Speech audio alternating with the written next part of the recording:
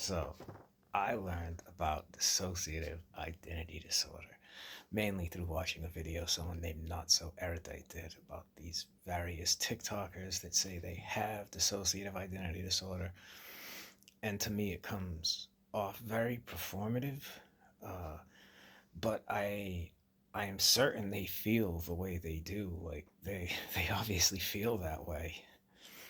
I don't know if psychological trauma is necessarily why they are acting out, or at least, the intense abuse is what caused that to happen.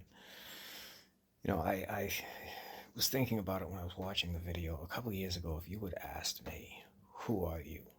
And I was being honest, I would have said, I'm three people. Like, there's three people that live within my head.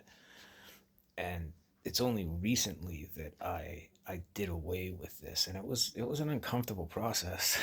To be perfectly honest, I was not thrilled about it, but I saw myself as three different entities. Like, there is the outward facing me, what I would have called the sheet. His goal is that he reacts to nothing, completely emotionless. You can never tell anything. It's just one facial expression. Eyes don't react to things, controlled breathing, just emotionless. Then there would have been what I would have called my moral center, or me, the real me, and that would be a child. I know how weird that sounds, but this is honest, and that's the point of what I'm trying to do here, is be honest about weird things and messed up things inside people. So the real me would have been a child, anywhere from a toddler to about 8 or 9 years old, and then the last part would be what I called the sadist, who, if you are familiar with Spider-Man in the symbiote with Venom and Carnage, it looked a lot like the symbiote. At least that's how my mind envisioned it. And it would take the shape of a man, like a faceless man always. It never had a face. But anyway, things I couldn't deal with, or things that I saw as like against my personality to do, he would do. And if you had asked me during those years, like, did you do this? I'd be like, no. And I probably could have passed a lie detector test on that. Like, that is how much I was committed to that belief. Now, obviously, it's not true. Obviously, I'm not three people. Obviously, I'm not a child. I'm a 40-year-old man. And, but, like, melding that, like, accepting it, coming to the conclusion that, yeah, I'm not a child. I'm a 44-year-old man. Or, no, I'm 41. I don't I know I'm 40. Okay, let's not get lost in the weeds here. So, uh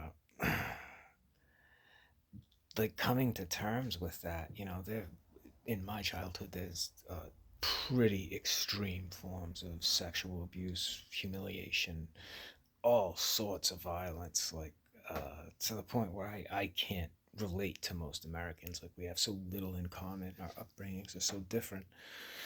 It's like I'm just another species than they are. And so I had to acknowledge that, like, I, having nothing to do with this internet, culture of mental illness and stuff, where they all define themselves in their labels and stuff, and like they look at getting a diagnosis as getting an identity, which, in my opinion, is extremely dangerous.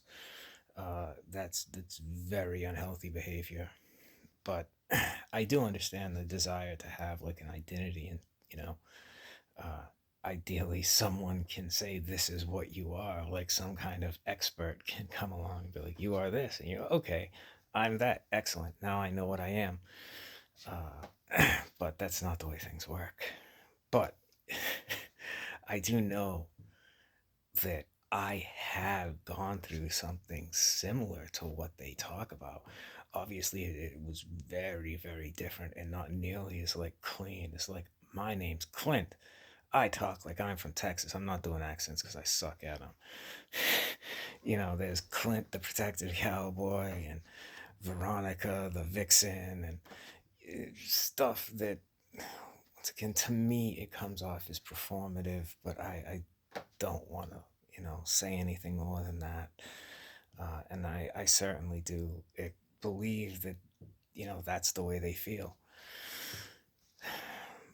But like when I was their age, in the stuff I have been through, like I didn't change my clothes for months. I didn't bathe for months. Like I would smell like a fucking goat. Like I don't know if you've ever smelled it. Currently, I associate that smell with the smell of schizophrenia. If you smell a person that has that goatish odor, that person is very unwell.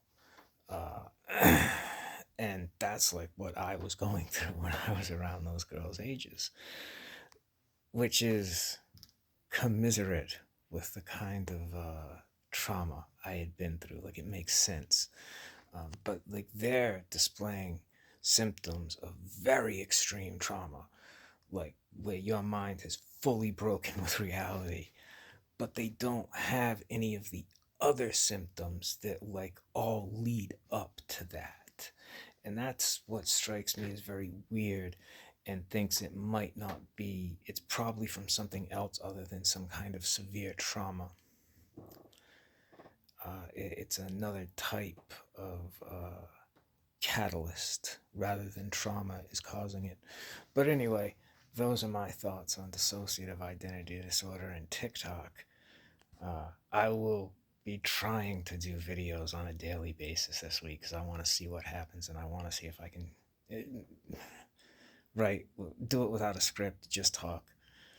Anyway, see you around.